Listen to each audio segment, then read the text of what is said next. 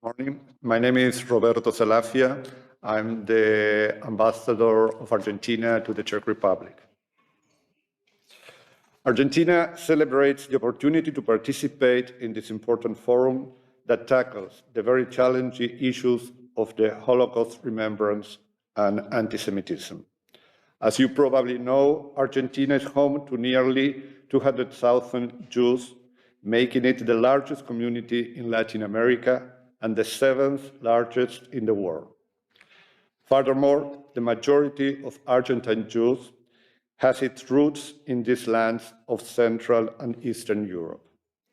Diverse in terms of religious and cultural affiliation, as well as in socioeconomic terms, the Jewish community in Argentina plays a prominent role in politics, industry, commerce, liberal professions, and art. However, racist thinking is still ingrained in some areas of our society, sometimes subtly, sometimes deliberately and explicitly.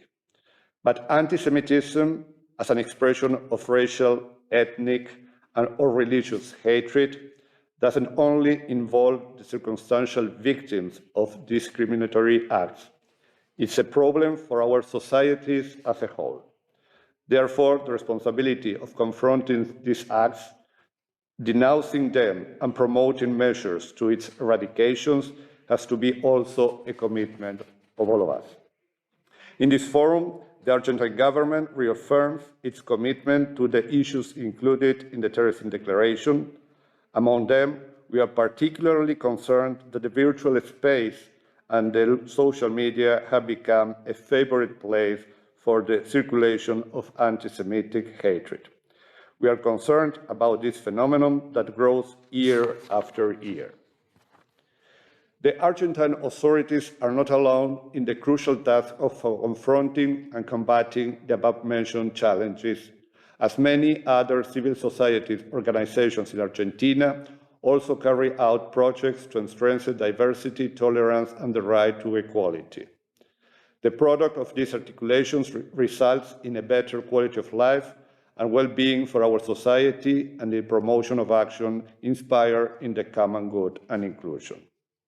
Among them, let me mention the coordinated work with DAIA, Delegation of Argentine Jewish Associations, which is the formal Argentinian affiliate of the World Jewish Congress, and also AMIA, the Jewish Mutual Associations.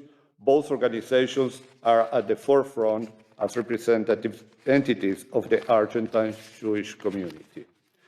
Regarding the pledges of Argentina, and taking into account the convergence of issues included in the agendas of the Terezín Declaration, the International Holocaust Remembrance Alliance, and the Malmö Forum, Argentina reiterates its commitments to continue the fight against anti-Semitism as a cornerstone of its public policy on non-discrimination. This goal is included in the new National Plan Against Discriminations 2022-2024, elaborated by the National Institute Against Discrimination, Xenophobia and Racism.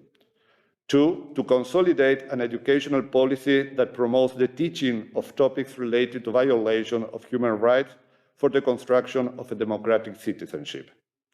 3, in relation to the teaching of the Holocaust and the fight against anti-Semitism, the Argentine Ministry of Education, through the Education and Memory Program, pledges to carry out training courses, surveillance and assistance to technical teams which have the responsibility of including this issue in the school curricula.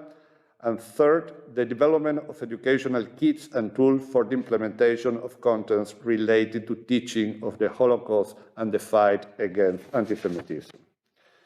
Furthermore, allow me to mention the adoption in Argentina of the definition of anti-Semitism drafted by the International Holocaust Remembrance Alliance. Based on this text adopted by the Alliance in 2016, the Argentine Ministry of Foreign Affairs issued a resolution on August 2020 in the official Gazette, incorporating safe definition within the scope of the national public sector and invited other public and private institutions to adhere to it and to use it as a guide.